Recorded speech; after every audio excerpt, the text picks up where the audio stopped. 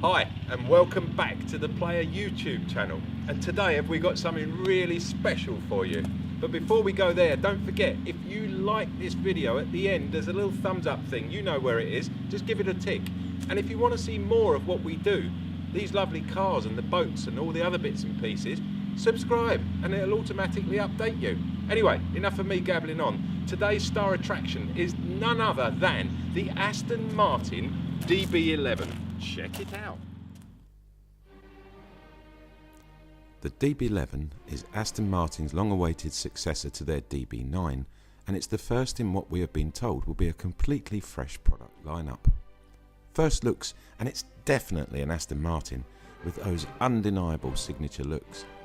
If the 177 and the Vulcan track day car mated, this could potentially be their son, who would go to boarding school, graduate university with a degree, and then get a job in the city as a smooth, sophisticated little GT.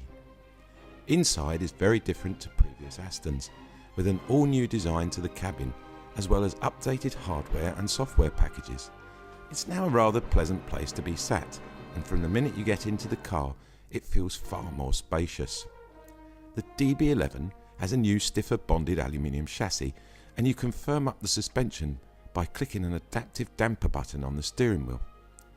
There are 3 modes in the Aston Martin DB11. There's Standard GT, Comfort Mode, Sport S, Hairs on the Back of Your Neck Mode, and Sport Plus, or ABC, Active Bow Control Mode. In the latter, the body control becomes noticeably tighter on both car and passengers. With braking, you do have to manage the weight a bit, as the car comes with steel discs, not carbon ceramic, and the DB11 weighs in a slightly portlier 10 kilograms than the DB9. The DB11 definitely airs more towards comfort and refinement, but don't be concerned, it's not going to be delivered with a pair of old slippers and a smoking jacket. Far from it. This is a twin turbocharged 5.2 litre V12. It develops 600 brake horsepower and a top speed in excess of 200 miles an hour, with a 0 to 62 time of just 3.7 seconds. That's filthy grunt at its finest in car porn. Doesn't matter whether you're using the DB11 on a day-to-day basis or on a long journey. Let's face it, just having a decent sat-nav, sound system and Bluetooth connection, all easily navigable, are totally essential. Even my 80-year-old mum would be able to get her very best of Dean Martin playing from her iPhone in the new DB11. Aston Martin claim the car will manage 24.8 to the gallon, which is highly commendable considering the size of the engine. Aston Martin has definitely brought the DB11 slap bang up to date, helped along by some clever aero tricks, beautiful styling attributes and some much needed high-tech gizmos and gadgets. This is a GT that chews up and spits out whole countries for breakfast, whilst offering a sublime sanctum from traffic jams and coping with dodgy roads like a potholer. But above all, this car really makes you feel special.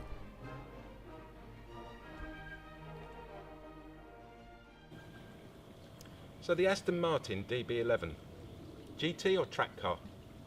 It's a GT, through and through. It's a pedigree. It follows the DB name from years before, the DB9, fantastic car. But this car, the designer has really got into it, felt the soul of this car. The designer, by the way, is a guy called Marek Reichman, and I had the pleasure of meeting Marek a few years ago. And he's just a humble chap, just like you or I, but he's got an eye for detail. And he's got an eye for motor cars, and this particular one says everything about Marek's design, even to the point where on the wind tunnel designs they actually made a little serrated, I was going to say segregated, there's no such word, I should make that and customize it, serrated sort of bubbly piece under here. And what that does, that actually turns the wind over, so it's fluting rather than just shooting through, and apparently that creates less drag. And as that comes through here, it sweeps up until it enters through here, which is so unique to this car. And I'll show you in a minute when we go around the back and look in the boot, where that air comes back out again. But looking at the side of the car, you can see it's a GT, you can see it's an Aston Martin. It smells, it oozes, it has that charisma that Aston Martin have held for so many years. And it's just through and through a GT car. But we'll go around the back and have a look what else is inside and under the bonnet. So around at the back of the car, you can see there's a lovely vent here. And this is all part of the aerodynamics of this vehicle. But watch when we open the boot, you will actually see where I said earlier, where those flutes come in on the side, they come out here. So the air's being pushed through. It's giving that downforce at the back. Inside the boot, perhaps not the biggest of boots, but hey, I can get a set of clubs in here and get my suitcase in here. Pretty much all I need. And in there's a couple of lovely little boxes where you can, like a little cubby hole where you can put things. But again, lovely, look at these beautiful perforated metal pieces at the back, the twin exhausts, and this lovely lower section here. To be honest, it's almost too perfect.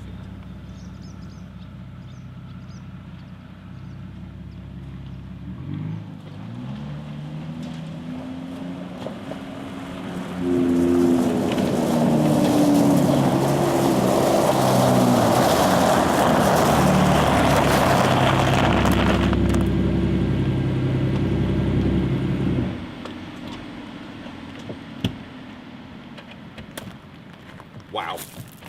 So there we have it. The Aston Martin DB11. One of what I think is the most beautiful cars on the road at the moment. It's a stunning piece of kit. I've told you all about it. Don't forget, keep watching us, keep giving us thumbs up, keep subscribing. Thank you for watching.